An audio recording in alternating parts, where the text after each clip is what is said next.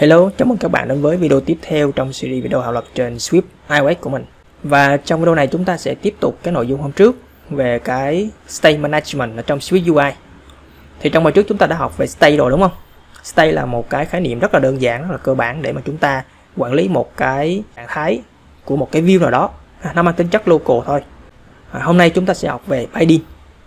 Binding nó sẽ khác ở một chỗ, đó là chúng ta có thể dùng nó để mà chúng ta cập nhật cái giá trị cho các cái view khác ở bên ngoài, tức là nó sẽ mang tính chất là global hơn là cái state hôm trước chúng ta làm.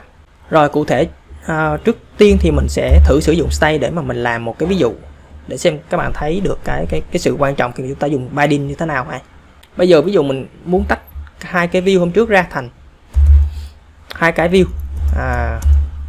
ví dụ cho phần input thì mình sẽ viết là input view.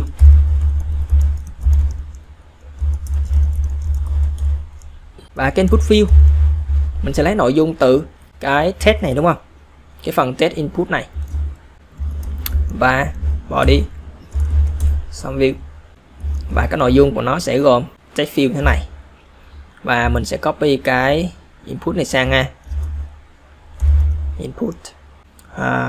Và mình sẽ bỏ cái này đi. Mình để nó là string. Và mình cho nó là public. Tiếp theo mình sẽ làm một cái view nữa, đó là cái result view, stand view.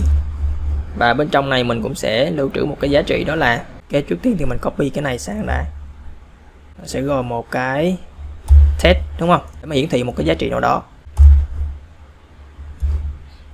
Và nó sẽ cần một cái giá trị đầu vào, tức là cái biến input ha, input string. Và ở trong phần content view mình sẽ chỉ sử dụng input view. Đây, input view nó sẽ có cái input này và mình sẽ cần phải truyền input vào. Cụ thể mình sẽ truyền vào đâu? Các bạn thấy này, các bạn để ý nha. Các bạn thấy là cái giá trị mình truyền vào là cái gì?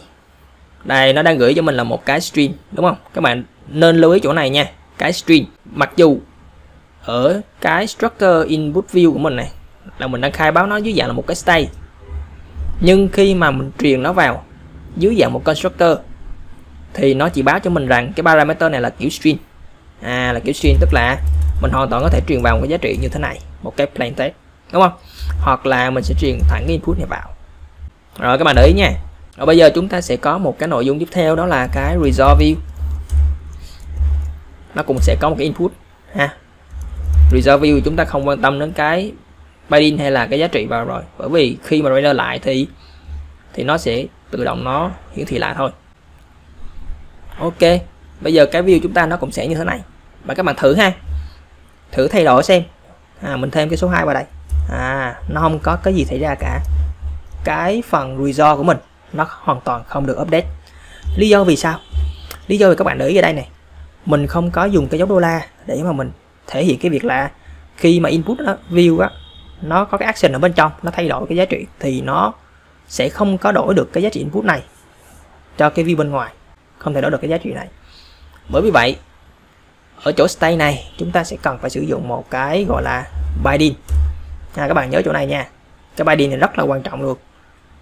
Đó, mình sử dụng binding này cho cái biến input này. Và đương nhiên cái phần input view chỗ này mình sẽ dùng dấu đô la cho nó input này. Rồi các bạn thấy nó gửi cho mình là một cái binding hay không? Đây là một biến binding ha, một biến binding. Và dưới này nó sẽ bắt mình phải nhập vào một cái binding. Rồi bây giờ chúng ta chỉ cần truyền vào đô la input. Ok ha. Và lúc này khi mà chúng ta nhập vào 3, 2, 10. Đó, các bạn thấy không? Khi mà chúng ta đổi được cái input này thì rõ ràng là cái view nó được render lại. Và dĩ nhiên result view nó sẽ nhận một cái giá trị input mới. Và lúc này nó sẽ đổi giá trị ở đây. Đó, thì đó là cái sự quan trọng mà chúng ta cần để mà sử dụng cái binding này. Và nó sẽ rất là hữu ích trong những trường hợp chúng ta cần phải tạo ra những cái view mà nó có thay đổi một số cái giá trị, hoặc là cần phải bay cái giá trị đó ra bên ngoài để mà sử dụng.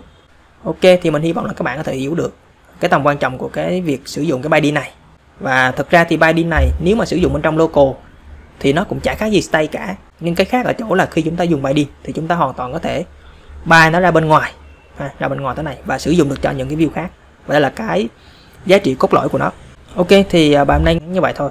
Và nếu mà các bạn thích cái video thì hy vọng các bạn sẽ cho một like và một subscribe trên cái kênh này. Ok, video đến đây là hết. Cảm ơn và hẹn gặp lại các bạn ở trong các video sau.